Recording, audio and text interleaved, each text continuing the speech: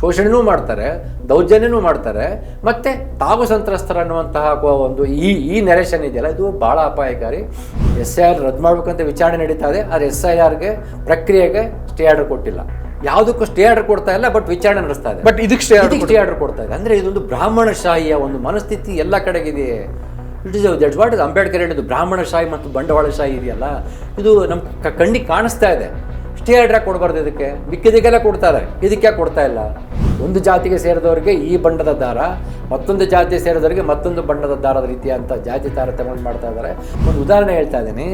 ಈ ಕರಡಿನಲ್ಲಿ ಯಾರ್ಯಾರು ಇದರ ಅಡಿಯಲ್ಲಿ ಬರ್ತಾರೆ ಅಂತ ನೋಡೋದಾದರೆ, ಪರಿಶಿಷ್ಟ ಜಾತಿ, ಪರಿಶಿಷ್ಟ ಪಂಗಡ, OBC ಮತ್ತು EWSನವ್ರು ಇದರಲ್ಲಿದ್ದಾರೆ. EWS 10% ಕೂಡ ಇದರಲ್ಲಿ ಒಳಗೊಂಡಿದ್ದಾರೆ. ಮತ್ತು ವಿಕಲಚೇತನರು ಅಂತ ಕರಿತಾ ಇದ್ದೀವಲ್ಲ, ಡಿಸೇಬಲ್ಡ್, ಅವ್ರನ್ನ ಒಳಗೊಂಡಿದ್ದಾರೆ, ಮತ್ತು ಮುಸ್ಲಿಮ್ರು ಒಳಗೊಂಡಿದ್ದಾರೆ. ಒಂದು ಕ್ಯಾಂಪೇನ್ ಫಾರ್ ರೋಹಿತ್ ಆ್ಯಕ್ಟ್ ಅಂತ ಒಂದು ದೊಡ್ಡ ಮಟ್ಟದ ಹೋರಾಟ ಕಟ್ತಾರೆ, 1 ವರ್ಷದಿಂದ ನಡೀತಾ ಇದೆ. ಆ ಡ್ರಾಫ್ಟ್ ತಯಾರಾಗಿದೆ. ಎಕ್ಸ್ಪರ್ಟ್ಸ್ಗಳು ನಿಜವಾದ ಅರ್ಥದಲ್ಲಿ ಆ ಡ್ರಾಫ್ಟ್ ಒಂದು ಮಾದರಿ ಡ್ರಾಫ್ಟ್ ಅದು. ನಮಸ್ಕಾರ, ವಾರ್ತಾ ಭಾರತೀಯ ವೀಕ್ಷಕರಿಗೆ ಈ ವಿಶೇಷ ಸಂದರ್ಶನಕ್ಕೆ ಸ್ವಾಗತ. ನಾನು ಧರಣೀಶ್ ಪುಕಿನಕೆರೆ.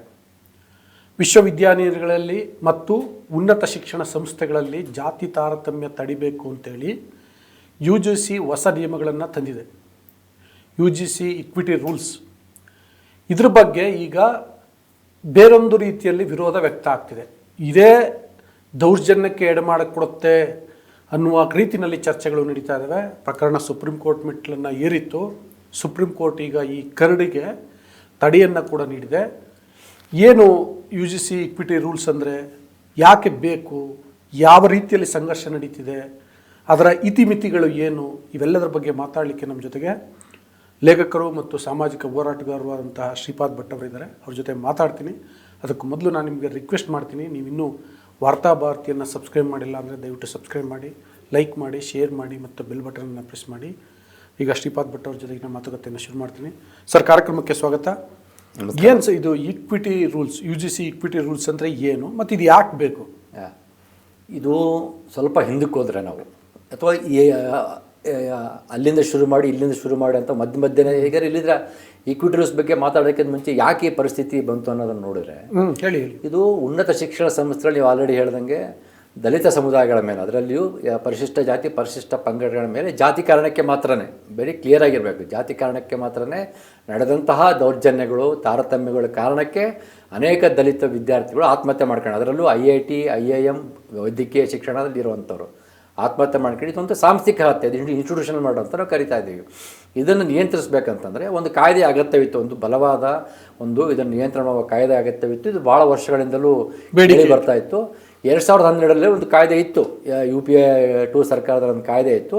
ಅದರಲ್ಲಿ ಅನೇಕ ಮಿತಿಗಳಿದ್ವು. ಅದನ್ನು ಸ್ವಲ್ಪ ಸರಿಪಡಿಸಿ ಹೊಸ ಕಾಯ್ದೆಯನ್ನು ತಂದಿದ್ದಾರೆ, UGC ಇಕ್ವಿಟಿ ರೆಗ್ಯುಲೇಷನ್ಸ್ ಅಥವಾ UGC ಇಕ್ವಿಟಿ ರೂಲ್ಸ್ 2026 ಅಂತ ಹೇಳ್ಬಿಟ್ಟು. ಇದಿನ್ನೂ ಜಾರಿಗೊಂಡಿಲ್ಲ. ಅದನ್ನು ಪ್ರಕಟ ಮಾಡಿದರೆ, ಕರಡನ್ನು ಪ್ರಕಟ ಮಾಡಿದರೆ ಜಾರಿಗೊಳಿಸ್ಬೇಕಂತ ಹೇಳ್ತಾ ಇದ್ದಾರೆ. ಇಷ್ಟರೊಳಗಡೆ ಈ ಮುಂದುವರೆದ ಜಾತಿಗೆ ಸೇರಿದಂಥ ವಿದ್ಯಾರ್ಥಿಗಳು ಇದರ ವಿರುದ್ಧ ಬೀದಿ ಹೋರಾಟಕ್ಕೆ, ಹಿಂಸೆಗೆ ತೊಡಗಿದ್ದಾರೆ, ಪ್ರತಿಭಟನೆ ಮಾಡ್ತಾ ಇದ್ದಾರೆ. ಇದು ನನಗೆ ಅನಾಮತ್ತಾಗಿ 35 ವರ್ಷಗಳ ಹಿಂದೆ ಮಂಡಲ್ ವಿರೋಧಿ ಚಳವಳಿಗೆ ತೆಗೆದುಕೊಂಡು ಹೋಗ್ತಾ ಇದೆ. ಆಗಲೂ ಅಷ್ಟೇ, ಕೇಂದ್ರ ಇಲಾಖೆಯ ಶಿಕ್ಷಣ ಸಂಸ್ಥೆಗಳು ಮತ್ತು ಹುದ್ದೆಗಳಲ್ಲಿ ಹಿಂದುಳಿದ ವರ್ಗಗಳಿಗೆ 27% ಮೀಸಲಾತಿ ಕೊಡಬೇಕಂತ VP ಸಿಂಗ್ ಸರ್ಕಾರ ಮಂಡಲ ಆಯೋಗವನ್ನು ಜಾರಿಗೊಳಿಸಿದಾಗ ಇದೇ ರೀತಿ ಮುಂದುವರೆದ ಜಾತಿಗಳು ಅದನ್ನು ಪ್ರತಿಭಟಿಸಿ ಹಿಂಸಾತ್ಮಕ ಪ್ರತಿಭಟನೆಗಾಗಿದ್ದು, ಹತ್ಯೆ ಮಾಡ್ಕೊಳ್ಳೋಕೆ ಹೋದ್ರು, ಹತ್ಯೆಗಳಾಗಿದ್ದನ್ನು ನೋಡ್ತಾ ಇದ್ದೀವಿ. ದೊಡ್ಡ ಮಟ್ಟ ಆತ್ಮಹತ್ಯೆಗಳಾದವು.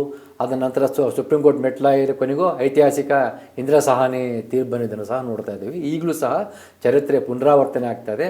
ಆಗ BJP ವಿರೋಧ ಪಕ್ಷದಲ್ಲಿತ್ತು, ಕೇಂದ್ರದಲ್ಲಿ ಈಗ ಅಧಿಕಾರದಲ್ಲಿದೆ. ಅದೊಂದು ವ್ಯತ್ಯಾಸ ಇದೆ. ಆಗ BJP ತೊಟ್ಟಲು ತೂಗಿ ಚೂಟುವ ಕೆಲಸ ಮಾಡ್ತಾಯಿತ್ತು. ಅದಂದರೆ ಮೇಲ್ನೋಟಕ್ಕೆ ಮಂಡಲ್ ಆಯೋಗವನ್ನು ಸ್ವಾಗತ ಮಾಡ್ದಂಗಿತ್ತು, ಆದರೆ ಆ ಕಡೆ ಕಮಂಡಲ್ ಯಾತ್ರೆ ಮಾಡ್ತು ಮತ್ತು ಒಳಗೆ ಈ ವಿರೋಧಕ್ಕೆ ಬೆಂಬಲ ಕೊಡ್ತು. ABP ವಿರೋಧ ಮಾಡ್ತು ಮತ್ತು BJPಯ ಅಂಗಸಂಸ್ಥೆಗಳು ಕೂಡ ಅದನ್ನು ವಿರೋಧ ಮಾಡೋದು ಮಂಡಲ ಆಯೋಗ. ಈಗಲೂ ಸಹ ಅದೇ ರೀತಿಯ ಬೆಳವಣಿಗೆಗಳಾಗ್ತಾ ಇದ್ದಾವೆ ಅಂತ ಗೊತ್ತಿಲ್ಲ. ಯಾಕಂದರೆ ಈಗ ಅಧಿಕಾರದಲ್ಲಿ ಅದರ ಅಡಿಯಲ್ಲಿ ಬರುವಂಥ UGC ಈ ನಿಯಮವನ್ನು, ಈ ನೀತಿಯನ್ನು ತರ್ತಾ ಇದೆ. ಇದು ಈಗಿರುವಂಥದ್ದು. ಇದು ಯಾತಕ್ಕೆ ಬೇಕು ಎನ್ನುವುದರ ಬಗ್ಗೆ ನಿಮಗೊಂದು ಸಣ್ಣ ಇಲ್ಲಿ ಇರುವಂಥ 3-4 ಅಪಾಯಗಳ ಬಗ್ಗೆ ನೋಡೋಣ. ಮೊದಲನೇ ಅಪಾಯ ಏನು ಅಂತಂದರೆ ವಿಕ್ಟಿಮ್ಹುಡ್, ಅಂದರೆ ಶೋಷಣೆ ಮಾಡುವವರೇ ತಮ್ಮಂಥ ವಿಕ್ಟಿಮ್ ಅನ್ಕೊಳ್ಳುವಂಥದ್ದು ಇದೆಯಲ್ಲ, ಅದು ಭಾಳ ಅಪಾಯಕಾರಿಯಾಗಿರುವಂಥದ್ದು. ಈಗ ಶೋಷಣೆ ಮಾಡ್ತಿರುವಂಥ ಜಾತಿಗಳಾಗಲಿ ಅಥವಾ ಜಾತಿಯನ್ನು ಆಚರಿಸ್ತಿರುವಂಥ ಜಾತಿಗಳಾಗಲಿ, ಜಾತಿ ತಾರತಮ್ಯ ಮಾಡ್ತಿರುವಂತಹ ಮುಂದುವರೆದ ಜಾತಿಗಳಾಗಲಿ, ನಾವು ಹೌದು ಮಾಡ್ತಾ ಇದ್ದೀವಿ ನಮ್ಮ ಹಕ್ಕು ಅಂತಂದರೆ ಅದನ್ನು ಬೇರೆ ರೀತಿ ಮುಖಾಮುಖಿ ಆಗ್ಬೋದು, ಪ್ರಶ್ನೆ ಅದಲ್ಲ. ಆದರೆ ಇವರು ತಮ್ಮ ವಿಕ್ಟಿಮ್ ಹುಡ್ಡಿ ತೋರ್ಸ್ಕೊಳ್ತಾ ಇದ್ದಾರೆ. ಇಟ್ಸ್ ವೆರಿ ಡೇಂಜರಸ್, ಇದು ಅಪಾಯಕಾರಿ. ಶೋಷಣೆನೂ ಮಾಡ್ತಾರೆ, ದೌರ್ಜನ್ಯನೂ ಮಾಡ್ತಾರೆ, ಮತ್ತು ತಾವು ಸಂತ್ರಸ್ತರನ್ನುವಂತಹ ಒಂದು ಈ ನೆರೇಷನ್ ಇದೆಯಲ್ಲ, ಇದು ಭಾಳ ಅಪಾಯಕಾರಿ. ಇದನ್ನು ನ್ಯಾಯಾಂಗ ಯಾತಕ್ಕೆ ಅರಿತುಕೊಳ್ಳಿಲ್ಲ ಅನ್ನುವಂಥದ್ದೇ ನಮಗಿರುವಂಥ ವಿಷಾದದಿಂದ ಹೇಳ್ಬೇಕಾಗುತ್ತೆ. ಹೌದು, ಆ್ಯಕ್ಚುಲಿ ಇವತ್ತಿನ ಸುಪ್ರೀಂ ಕೋರ್ಟ್ ಏನು ಹೇಳಿದೆ ಅಂತಂದರೆ, ಈ UGC ಕರಡು ಅಥವಾ UGC ಇಕ್ವಿಟಿ ರೂಲ್ಸು ಒಂದು ಇದು ಕರಡು ಅಸ್ಪಷ್ಟವಾಗಿದೆ ಅಂತ ಹೇಳಿದೆ ಸುಪ್ರೀಂ ಕೋರ್ಟ್. ಇನ್ನೊಂದು ದುರ್ಬಳಕೆ ಆಗುವಂಥ ಸಾಧ್ಯತೆಗಳಿದ್ದಾವೆ ಅಂತ ಹೇಳಿದೆ. ಜೊತೆಗೆ ಇದನ್ನು ನ್ಯಾಯಶಾಸ್ತ್ರ ತಜ್ಞರು ಮರುಪರಿಶೀಲನೆಗೆ ಒಳಪಡಿಸ್ಬೇಕು ಅಂತ ಕೂಡ ಹೇಳಿದೆ. ಅಂದರೆ ಈ ಸುಪ್ರೀಂ ಕೋರ್ಟೇ ಹಿಂಗೆ ಹೇಳಿದ್ರೆ ಇದರಿಂದ ಯಾರು ಪ್ರತಿಭಟನೆ ಮಾಡ್ತಿದ್ದಾರೆ ಅವ್ರಿಗೊಂದು ಪ್ರಬಲವಾದ ಅಸ್ತ್ರ ಸಿಕ್ತಂಗಾಯಿತು. ಮತ್ತು ಈ SC/ST ಪರವಾಗಿ ಒಂದು ದೌರ್ಜನ್ಯ ಕಾಯ್ದೆ, ತಡೆ ಕಾಯ್ದೆಯನ್ನು ತರಲಿಕ್ಕೆ ಕೊಟ್ಟಿತ್ತಲ್ಲ, ಅದಕ್ಕೊಂದು ಹಿನ್ನಡೆ ಆದಂತಾಯ್ತಲ್ವ ಈಗ? ಖಂಡಿತ ಸರ್, ಇಷ್ಟು ಮಾತು ಹೇಳಿಲ್ಲ ಅದು. ಅದರಲ್ಲಿ ಚೀಫ್ ಜಸ್ಟಿಸ್ ಆಫ್ ಇಂಡಿಯಾ ಇದ್ದಾರೆ ಆ ಪೀಠ. ಹೌದು, ನಾನು ಜಸ್ಟ್ ಹೇಳಿದೆ ಅಷ್ಟೇ. ಅಂದರೆ ಅವ್ರು ಏನು ಹೇಳ್ತಾರೆ ಅಂದರೆ, ನಾವು ಮಧ್ಯ ಪ್ರವೇಶಿಸದೆ ಹೋಗಿದ್ರೆ, if you not intervened it lead to the dangerous impact ಅಂತ ಹೇಳ್ತಾರೆ. ಅವ್ರು ಬಳಸಿರೋ ವರ್ಡ್ಗಳು ನೋಡಿ, ದೌರ್ಜನ್ಯ ಕಾಯ್ದೆಯನ್ನು ದೌರ್ಜನ್ಯ ಮಾಡ್ತಿರುವವರು ಅದನ್ನು ವಿರೋಧಿಸ್ಬಿಟ್ಟು ತಾವು ಸಂತ್ರಸ್ತರಂತ ಹೇಳ್ತಿರುವಂತಹ ಒಂದು ಹಿಂಸಾತ್ಮಕ ಕ್ರೌರ್ಯದ ಪ್ರದರ್ಶನಕ್ಕೆ ಈ ರೀತಿ ಸುಪ್ರೀಂ ಕೋರ್ಟ್ ವ್ಯಾಖ್ಯಾನ ಮಾಡುತ್ತಂದರೆ ಇದು ಭಾಳ ವಿಷಾದದಿಂದ ಅಪಾಯಕಾರಿ ಅಂತ ಹೇಳ್ಬೇಕಾಗುತ್ತೆ. ಪ್ರಶಾಂತ್ ಭೂಷಣ್ ಅಂತ ಅದನ್ನು ಟೀಕೆ ಮಾಡ್ತಾ ಇದ್ದಾರೆ. ನಾವು ಸಣ್ಣ ಅಂಕಿಅಂಶವನ್ನು ಬೇಕಾದ್ರೆ, ಇಲ್ಲ ಸರ್, ಸಾರಿ ಇಂಟ್ರಪ್ಟ್ ಮಾಡಿದ್ದಕ್ಕೆ. ಅದರ ಒಂದು ಅಂಶ ನಾನು ಗಮನಿಸಿ ಹೇಳ್ತೀನಿ. ಇದೇ ಸುಪ್ರೀಂ ಕೋರ್ಟ್ ಹಿಂದೆ ಉನ್ನತ ಶಿಕ್ಷಣ ಸಂಸ್ಥೆಗಳಲ್ಲಿ, ವಿಶ್ವವಿದ್ಯಾನಿಲಯಗಳಲ್ಲಿ ಜಾತಿ ತಾರತಮ್ಯ ಆಗ್ತಿದೆ, ರೋಹಿತ್ ವೇಮುಲಾ ಸೇರಿದಂತೆ ವಿದ್ಯಾರ್ಥಿಗಳು ಜಾತಿ ತಾರತಮ್ಯದ ಕಾರಣಕ್ಕೋಸ್ಕರ ಬಲಿಯಾಗ್ತಿದ್ದಾರೆ ಅಂತೇಳಿ ಕಳವಳ ವ್ಯಕ್ತಪಡಿಸಿತ್ತು ಮತ್ತು ಕೇಂದ್ರ ಸರ್ಕಾರಕ್ಕೆ ಇದಕ್ಕೆ ಸಂಬಂಧಪಟ್ಟಂತೆ ಸರಿಯಾದ ಕಾಯ್ದೆಯನ್ನು ತಗೊಂಡು ಬನ್ನಿ ಅಂತ ಸೂಚನೆ ನೀಡಿತ್ತು. ಹೌದು, ಈಗ ಕೇಂದ್ರ ಸರ್ಕಾರ ಮೀನ್ಸ್ UGC ಕಾಯ್ದೆ ತರಕ್ಕೆ ಹೋದರೆ ಸುಪ್ರೀಂ ಕೋರ್ಟ್ ಈ ರೀತಿ ಹೇಳ್ತಾರೆ. ಇದು ಎರಡನೇ ಅಪಾಯ. ಮೂರನೇ ಅಪಾಯ ನೋಡಿ, ಈ ಹಿಂದೆ EWS 10% ಅಂತ ಒಂದು ಕಾಯ್ದೆ ಬಂತು. ಅದು ಸಾಮಾಜಿಕ ಪ್ರತಿಕ್ರಾಂತಿ. ಅದು ಇಟ್ ಇಸ್ ಆ್ಯಕ್ಚುಲಿ ಸಾಮಾಜಿಕ ಅನ್ಯಾಯ ಆಗಿದ್ದು ನೋಡ್ತಾ ಇದ್ದೀವಿ. ಅದನ್ನು ಕಾಯ್ದೆ ಮಾಡಿದಾಗ ಅದನ್ನು ಪ್ರಶ್ನಿಸ್ಬಿಟ್ಟು ವಿಚಾರಣೆ ನಡೀತಾ ಇತ್ತು. ಆಗ ಸ್ಟೇ ಆರ್ಡರ್ ಕೊಡಲಿಲ್ಲ ಕಾಯ್ದೆಗೆ, ಅದನ್ನು ಇಂಪ್ಲಿಮೆಂಟ್ ಮಾಡಕ್ಕೆ ಬಿಟ್ಟರು. ಕಾಶ್ಮೀರ ರಾಜ್ಯ ಸ್ಥಾನಮಾನ ರದ್ದತಿ ಪಡಿಸಿದಾಗ ಅದನ್ನು ಪ್ರಶ್ನಿಸಿಬಿಟ್ಟು ವಿಚಾರಣೆ ನಡೀತಾ ಇತ್ತು. ಆದರೆ ಆ ಕಾಯ್ದೆಗೆ ಸ್ಟೇ ಆರ್ಡರ್ ಕೊಡಲಿಲ್ಲ. ಇತ್ತೀಚೆಗೆ SIR ರದ್ದು ಮಾಡಬೇಕಂತ ವಿಚಾರಣೆ ನಡೀತಾ ಇದೆ. ಆದರೆ SIRಗೆ ಪ್ರಕ್ರಿಯೆಗೆ ಸ್ಟೇ ಆರ್ಡರ್ ಕೊಟ್ಟಿಲ್ಲ. ಯಾವುದಕ್ಕೂ ಸ್ಟೇ ಆರ್ಡರ್ ಕೊಡ್ತಾ ಇಲ್ಲ, ಬಟ್ ವಿಚಾರಣೆ ನಡೆಸ್ತಾ ಇದೆ. ಬಟ್ ಇದಕ್ಕೆ ಸ್ಟೇ ಆರ್ಡರ್ ಕೊಡ್ತಾ ಇದೆ. ಅಂದರೆ ಇದೊಂದು ಬ್ರಾಹ್ಮಣಶಾಹಿಯ ಒಂದು ಮನಸ್ಥಿತಿ ಎಲ್ಲ ಕಡೆಗಿದೆ. ದಟ್ಸ್ ವಾಟ್ ಇಸ್ ಅಂಬೇಡ್ಕರ್ ಹೇಳಿದ್ದು. ಬ್ರಾಹ್ಮಣಶಾಹಿ ಮತ್ತು ಬಂಡವಾಳಶಾಹಿ ಇದೆಯಲ್ಲ, ಇದು ನಮ್ಮ ಕಣ್ಣಿಗೆ ಕಾಣಿಸ್ತಾ ಇದೆ. ಸ್ಟೇ ಆರ್ಡರ್ ಕೊಡಬಾರ್ದು, ಇದಕ್ಕೆ ಮಿಕ್ಕಿದಕ್ಕೆಲ್ಲ ಕೊಡ್ತಾರೆ, ಇದಕ್ಕೆ ಕೊಡ್ತಾ ಇಲ್ಲ. ಇದು ನಮಗೆ ಮೂರನೇ ಅಪಾಯ ಕಾಣ್ತಾ ಇಲ್ಲ. ಇದು ಕೊಡಬಾರ್ದಿತ್ತು. ಇದಕ್ಕೆ ಕೊಡಬಾರ್ದಾಗಿತ್ತು. ಹಿಂದಕ್ಕೂ ಕೊಟ್ಟಿಲ್ಲ, ಇದಕ್ಕೂ ಕೊಡಬಾರ್ದಾಗಿತ್ತು. ಇದಕ್ಕೆ ಕೊಟ್ಟರೆ ಹಿಂದಕ್ಕೂ ಕೊಡಬಾರ್ದಾಗಿತ್ತು. ಇದು ಮೂರನೇ ವಿಷಾದದಿಂದ ಹೇಳಬೇಕಾಗಿತ್ತು. ಇನ್ನು ಸುಪ್ರೀಂ ಕೋರ್ಟ್ಗೆ ಜಸ್ಟ್ ಒಂದು ಅಂಕಿಅಂಶದ ಪ್ರಕಾರ ಹೇಳೋದಾದ್ರೆ, ಈ ಕೇಂದ್ರ ಶಿಕ್ಷಣ ಇಲಾಖೆ ಸಂಸತ್ತಿಗೆ ಮತ್ತು ಪಾರ್ಲಿಮೆಂಟ್ಗೆ ಮತ್ತು ಸುಪ್ರೀಂ ಕೋರ್ಟಿಗೆ ಕೊಟ್ಟಂಥ ಮಾಹಿತಿ ಇದು ಓಪನ್ ಆಗಿದೆ. ಮತ್ತು ಧರ್ಮೇಂದ್ರ ಪ್ರಧಾನ್ ಅವರು ಸಂಸತ್ತಲ್ಲಿರುವಂಥದ್ದು 2019-20 173 ದಲಿತರ ಮೇಲೆ ದೌರ್ಜನ್ಯ ಪ್ರಕರಣಗಳು ದಾಖಲಾಗಿದ್ದವು 2019-20. 2023-24 ಬರುವಷ್ಟೊತ್ತಿಗೆ ಅದರ ಸಂಖ್ಯೆ 378ಕ್ಕೆ ಏರಿದೆ. ಅಂದರೆ ಸುಮಾರು 3 ವರ್ಷಗಳಲ್ಲಿ 118% ಜಾಸ್ತಿ ಆಗಿದೆ ದಲಿತರ ಮೇಲಿನ ದೌರ್ಜನ್ಯ ಪ್ರಕರಣ. ಇದು ಕೇಂದ್ರ ಶಿಕ್ಷಣ ಇಲಾಖೆ ಅಧಿಕೃತವಾಗಿ ಕೊಟ್ಟಂಥ ಮಾಹಿತಿ. ಒಟ್ಟಾರೆಯಾಗಿ 704 ಯೂನಿವರ್ಸಿಟಿಗಳು, 1553 ಕಾಲೇಜುಗಳಿಂದ ಸುಮಾರು 1160 ದೂರುಗಳು ದಾಖಲಾಗಿದ್ದಾವೆ ದಲಿತರ ಮೇಲಿನ ದೌರ್ಜನ್ಯದ ಕಾರಣಕ್ಕೆ. ಇದು ಅಧಿಕೃತವಾಗಿದೆ. ಇದು ದಾಖಲಾಗಿರುವಂಥ ದೂರುಗಳ ಸಂಖ್ಯೆ. ಇದಕ್ಕೆ ಮುಂಚೆ ಪ್ರಕರಣಗಳು ದಾಖಲಾಗಿದ್ದಾವೆ. ದೂರ ಒಂದರ ಪ್ರಕರಣಗಳು ದೂರನ ಆಗದೆ ಇರುವಂಥ ಬರೇ ಜಾತಿನಿಂದ ದೂರು ದಾಖಲಿಸದೇ ಇರುವಂಥ ಪ್ರಕರಣ ಬೇಕಾದಷ್ಟು ಇದ್ದಾವೆ. ಇನ್ನೂ ನಿಮಗೆ ಸಣ್ಣ ಒಂದು ಅಂಕಿಅಂಶ ಕೊಡ್ತೀನಿ, ಜಸ್ಟ್ ಒಂದು 2 ಇದರ ಗ್ರಾವಿಟಿ ಅರ್ಥ ಆಗಲ್ಲ. 4 ಸೆಪ್ಟೆಂಬರ್ 2014 ಬಾಂಬೆ IIT ವಿದ್ಯಾರ್ಥಿ ಅನಿಕೇತನ್ ಅಂಬೋರಿ ಆತ್ಮಹತ್ಯೆ ಮಾಡ್ಕೊಳ್ತಾರೆ. ಇವರೆಲ್ಲ ದಲಿತರು. 22 ಮೈ 2019 ವೈದ್ಯಕೀಯ ವಿದ್ಯಾರ್ಥಿ ಪಾಯಲ್ ತಾವಡೆ ಆತ್ಮಹತ್ಯೆ ಮಾಡ್ಕೊಳ್ತಾರೆ. 12 ಫೆಬ್ರವರಿ 2023 ಬಾಂಬೆ IIT ವಿದ್ಯಾರ್ಥಿ ದರ್ಶನ್ ಸೋಳಂಕಿ ಆತ್ಮಹತ್ಯೆ ಮಾಡ್ಕೊಳ್ತಾರೆ. 10 ಜುಲೈ 2023 ಆಯುಷ್ ಅಶ್ನಾ ಆತ್ಮಹತ್ಯೆ ಮಾಡ್ಕೊಳ್ತಾರೆ. 1 ಸೆಪ್ಟೆಂಬರ್ 2023 ಅನಿತ್ ಕುಮಾರ್ ಡೆಲ್ಲಿ IIT ಅವರು ಆತ್ಮಹತ್ಯೆ ಮಾಡ್ಕೊಳ್ತಾರೆ. 2007ರಿಂದ 2011 ಅವಧಿಯಲ್ಲಿ ಸುಮಾರು 20 ದಲಿತರು ಆತ್ಮಹತ್ಯೆ ಮಾಡ್ಕೊಂತಾರೆ. ಇದು ಸಾಂಸ್ಥಿಕ ಹತ್ಯೆ, ಇದು ಇನ್ಸ್ಟಿಟ್ಯೂಷನಲ್ ಮರ್ಡರ್. ಆಮೇಲೆ ಧರ್ಮೇಂದ್ರ ಪ್ರಧಾನ್ ಅವರು ಸಂಸತ್ನಲ್ಲಿ ಹೇಳಿದ್ರ ಪ್ರಕಾರ 2014ರಿಂದ 2021 ಅವಧಿಯಲ್ಲಿ IIT, IIM ಮತ್ತು NIT ಇನ್ಸ್ಟಿಟ್ಯೂಟ್ಗಳಲ್ಲಿ 122 ವಿದ್ಯಾರ್ಥಿಗಳು ಆತ್ಮಹತ್ಯೆ ಮಾಡ್ಕೊಂಡ್ರೆ ಅದರಲ್ಲಿ 68 ದಲಿತ ವಿದ್ಯಾರ್ಥಿಗಳಿದ್ದಾರೆ. 50%ಕ್ಕಿಂತಲೂ ಹೆಚ್ಚು ದಲಿತರ ಆತ್ಮಹತ್ಯೆ ಮಾಡ್ಕೊಂಡಿದ್ದಾರೆ. ಇನ್ನು ಪ್ರೊಫೆಸರ್ ಸುಕುಮಾರ್ ಅವರಪ್ಪ ಬರೆದಂಥ ಒಂದು ಪುಸ್ತಕ ಇದೆ, ಕ್ಯಾಸ್ಟ್ ಆ್ಯಂಡ್ ಅಕಾಡೆಮಿ ಅಂತ ಪುಸ್ತಕ ಇದೆ. ಆ ಪುಸ್ತಕದಲ್ಲಿ ಆತ್ಮಹತ್ಯೆ ಮಾಡ್ಕೊಂಡಂಥ ಒಂದು ವಿದ್ಯಾರ್ಥಿಗಳ ಪಟ್ಟಿನೇ ಇದೆ, ಒಂದು 50 ವಿದ್ಯಾರ್ಥಿಗಳ ಪಟ್ಟಿ ಇದೆ. ಇದಕ್ಕಿಂತಲೂ ಏನು ದಾಖಲೆ ಬೇಕು? ಒಬ್ಬ ದಲಿತ ವಿದ್ಯಾರ್ಥಿಗಳು ಈ ಉನ್ನತ ಶಿಕ್ಷಣ ಪ್ರವೇಶ ಮಾಡ್ತಿದ್ದಂಗೆ ಅಲ್ಲಿರುವಂಥ ಹೈರಾರ್ಕಿ ಇದೆಯಲ್ಲ, ಉಪಕುಲಪತಿಗಳಿಂದ ಹಿಡ್ಕೊಂಡು ನಾನ್ ಟೀಚಿಂಗ್ ಸ್ಟಾಫ್, ಬೋಧಕೇತರ ಸಿಬ್ಬಂದಿವರೆಗೆ ಎಲ್ಲ ಹೈರಾರ್ಕಿಯಲ್ಲಿ ಅವರು ಹರಾಸಿಗೆ ಒಳಗಾಗ್ತಾರೆ. ಅವರಿಗೆ ಗೈಡ್ಗಳ ಮೂಲಕ ಹರಾಸ್ ಆಗುತ್ತೆ, ಪ್ರೊಫೆಸರ್ಗಳ ಮೂಲಕ ಹರಾಸ್ ಆಗುತ್ತೆ, ಅಸಿಸ್ಟೆಂಟ್ ಪ್ರೊಫೆಸರ್ಗಳ ಮೂಲಕ ಹರಾಸ್ ಆಗುತ್ತೆ. ಕೋಟಾವಾಲಗಳು ಅಂತ ಕರೀತಾರೆ. ಪ್ರತಿಯೊಂದು ಹಂತದಲ್ಲಿ ಹರಾಸ್ಮೆಂಟು, ದೌರ್ಜನ್ಯಗಳು ನಡೀತಾ ಇದ್ದಾವೆ. ಅನೇಕ ತಮಿಳುನಾಡಿನ ಅಥವಾ ಅನೇಕ ರಾಜ್ಯಗಳಲ್ಲಿ ಮಣಿಕಟ್ಟುಗಳಿಗೆ ಬಣ್ಣದ ದಾರಗಳು ಕಟ್ಕೊಳ್ತಾ ಇದ್ದಾರೆ.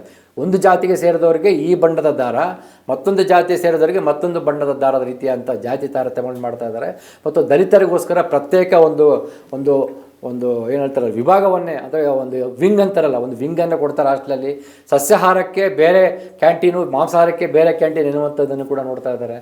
ಆಮೇಲೆ ಅನೇಕ ದಲಿತರು ಜನರಲ್ ಕ್ಯಾಟಗರಿ ಮೂಲಕ ಬರ್ತಾ ಇದ್ದಾರೆ, ಅಲ್ಲಿ ಕೂಡ ಅವ್ರನ್ನ ಹಿಂಸೆ ಮಾಡ್ತಾ ಇದ್ದಾರೆ. ಅಲ್ಲ, ಬಹುಶಃ ಅಲ್ಲಿ ತಡಿಬೇಕು ಅನ್ನೋ ಕಾರಣಕ್ಕೋಸ್ಕರನೇ ಇದೆಲ್ಲ ಮಾಡ್ತಿದ್ದಾರೆ. ಹೌದು, ಖಂಡಿತ ಅಂತ ಅದನ್ನ ಇನ್ನೊಂದು ಅಂದ್ರೆ ಪರಿಶಿಷ್ಟ ಜಾತಿ ಮತ್ತು ಪಂಗಡದವರು ಉನ್ನತ ಶಿಕ್ಷಣ ಮಾಡಬಾರ್ದು, ತಾಂತ್ರಿಕ ಶಿಕ್ಷಣ ಮಾಡಬಾರ್ದು, ಅಥವಾ ಒಳ್ಳೆ ಈಗ ಈ ಅಡ್ವಾನ್ಸ್ಡ್ ಕೋರ್ಸ್ಗಳೇನಿಲ್ಲ ಅವುಗಳನ್ನ ವ್ಯಾಸಂಗ ಮಾಡಬಾರ್ದು ಅನ್ನುವ ಕಾರಣಕ್ಕೋಸ್ಕರವೇ ಈ ಥರದ ಒಂದು ಹುನ್ನಾರ ನಡೀತಿದೆ. ಖಂಡಿತ ನಡೀತಾ ಇದೆ. ಯಾಕಂದ್ರೆ ಈ ನೋಡಿ, ಆತ್ಮಹತ್ಯೆಗೆ ಒಳಗಾಗ್ತಿರೋರೆಲ್ಲರೂ ವೈದ್ಯಕೀಯ ವೃತ್ತಿಪರ ಶಿಕ್ಷಣಕ್ಕೆ ಬರ್ತಿರುವಂಥವ್ರು. ಮಾನವಿಕ ವಿಭಾಗದಲ್ಲಿ ಕಡಿಮೆ ಇದೆ, ಯಾಕಂದರೆ ಅಲ್ಲಿ ಆಲ್ರೆಡಿ ಒಂದು ರೀತಿಯ ಒಂದು ಅವೇರ್ನೆಸ್ ಬಂದಿದೆ. ಅಲ್ಲಿರುವಂತಹ ಬೋಧಕ ಸಿಬ್ಬಂದಿ ಕೂಡ ಒಂದು ಸಾಮಾಜಿಕ ನ್ಯಾಯದ ಪರವಾಗಿರುವಂಥವ್ರು, ಆರ್ಟ್ಸು, ಕಾಮರ್ಸು, ಹಿಸ್ಟ್ರಿ ಆ ಥರದ್ದೆಲ್ಲ. ಬಟ್ ಇಲ್ಲಿ ಏನಾಗ್ಬಿಟ್ಟಿದೆ, ಪ್ರೊಫೆಷನಲ್ ವೃತ್ತಿಪರ ಕೋರ್ಸ್ಗಳಿದಾವಲ್ಲ, ತಾಂತ್ರಿಕ ಕೋರ್ಸ್, ಸ್ಟೆಮ್ ಅಂತ ಕರಿತೀವಲ್ಲ, ಟೆಕ್ನಿಕಲ್ಲು, ಮೆಡಿಕಲ್ ಆ್ಯಂಡ್ ಸೈನ್ಸ್ ಅಂತ ಆ ಕೋರ್ಸ್ ಇದಾವಲ್ಲ, ಅಲ್ಲಿನ್ನೂ ಈಗ ತಾನೇ ದಲಿತ ಸಮುದಾಯದಿಂದ ಪರಿಶಿಷ್ಟ ಸಮಾಜ ಈಗ ತಾನೇ ಪ್ರವೇಶ ಪಡಿತಾ ಇದ್ದಾರೆ.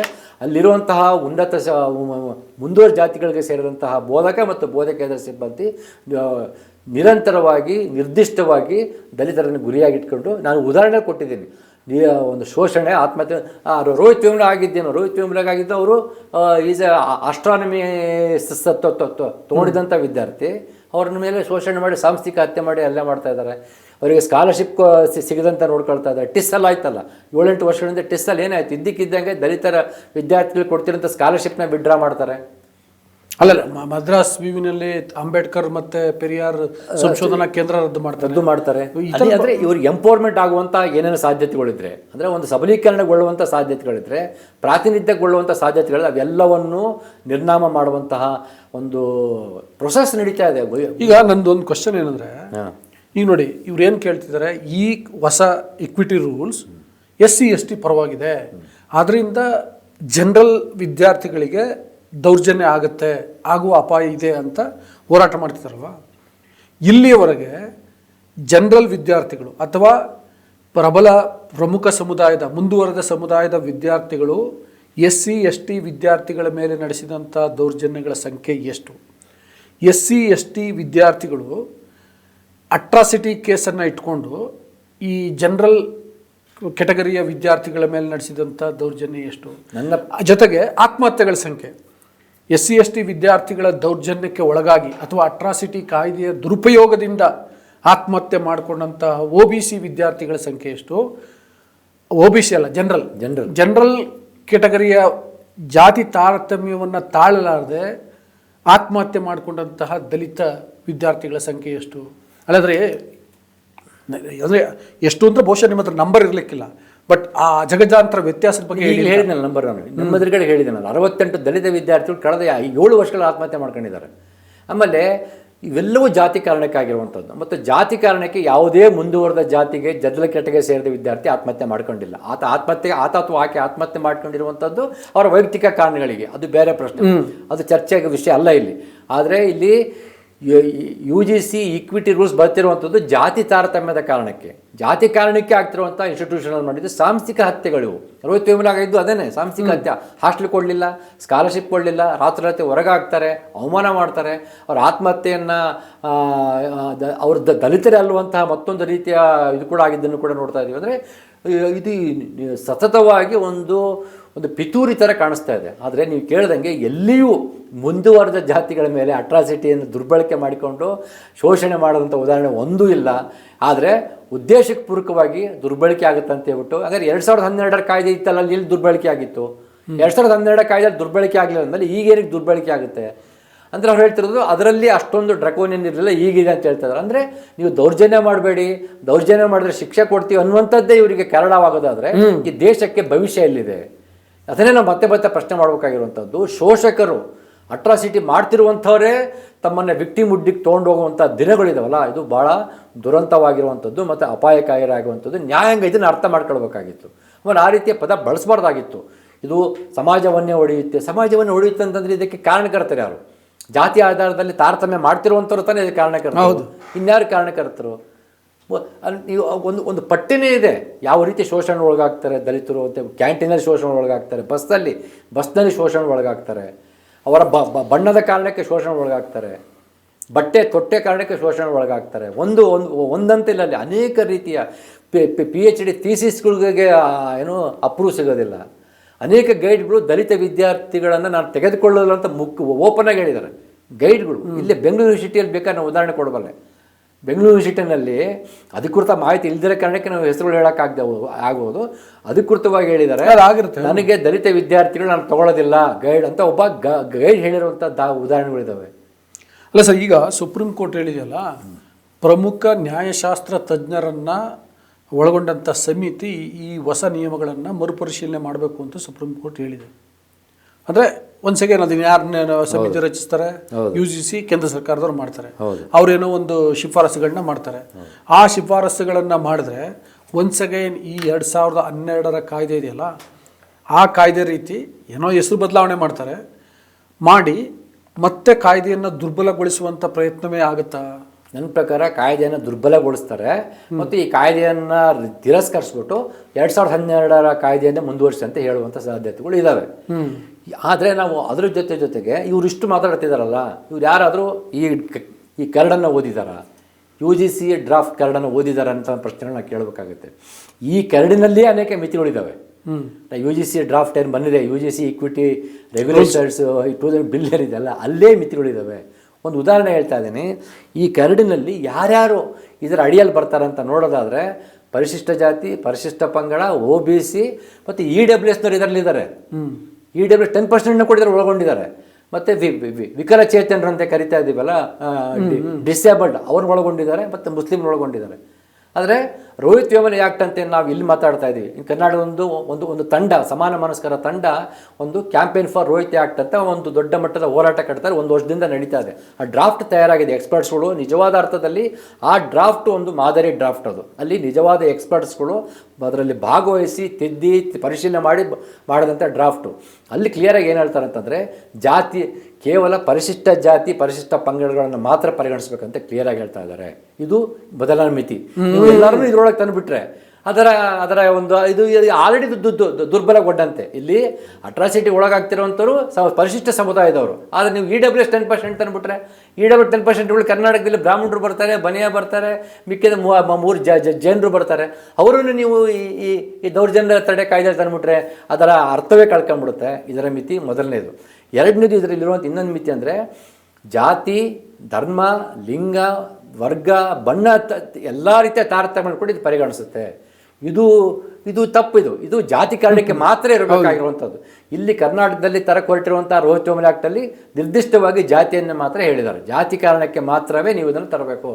ಲಿಂಗ ಆಧಾರದಲ್ಲಿ ತಾರತಮ್ಯ ಆಗುತ್ತೆ, ಅದಕ್ಕೊಂದು ಕಾಯ್ದೆ ಮಾಡಿ. ಧರ್ಮ ಆಧಾರದಲ್ಲಾದರೆ ಅದಕ್ಕೊಂದು ಮಾಡಿ.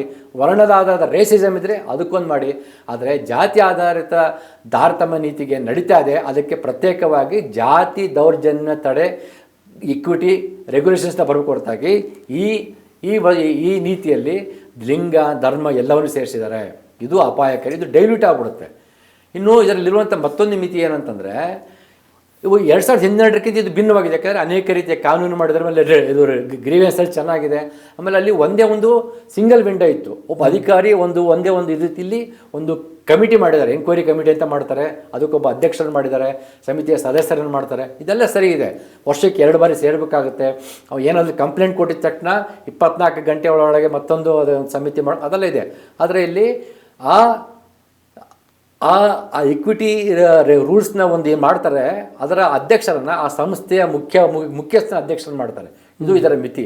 ಸಂಸ್ಥೆಯ ಮುಖ್ಯಸ್ಥ ಆಗಿದ್ದ ತಕ್ಷಣ ಅವ್ರದೊಂದು ಕಾನ್ಫ್ಲಿಕ್ಟ್ ಆಫ್ ಇಂಟ್ರೆಸ್ಟ್ ಆಗ್ಬಿಡುತ್ತೆ. ಡೆಫಿನೆಟ್ಲಿ ಇರುತ್ತೆ. ಈಗ ರೋಹಿತ್ ವೇಮುಲ ಹತ್ಯೆ ಸಂದರ್ಭದಲ್ಲಿ ಅಲ್ಲಿರುವಂಥ ವೈಸ್ ಚಾನ್ಸಲರೇ ಇದರಲ್ಲಿ ಮುಖ್ಯ ಮೇಲೆ ದೊಡ್ಡ ಆರೋಪ ಇತ್ತು. ನೀವು ಅವರನ್ನೇ ಇದರ ಮುಖ್ಯಸ್ಥನಾಗಿ ಮಾಡಿಬಿಟ್ರೆ ಹಾಗೇನು it becomes A conflict of interest, ಹಿತಾಸಕ್ತಿಯ ಸಂಘರ್ಷ ಆಗುತ್ತೆ.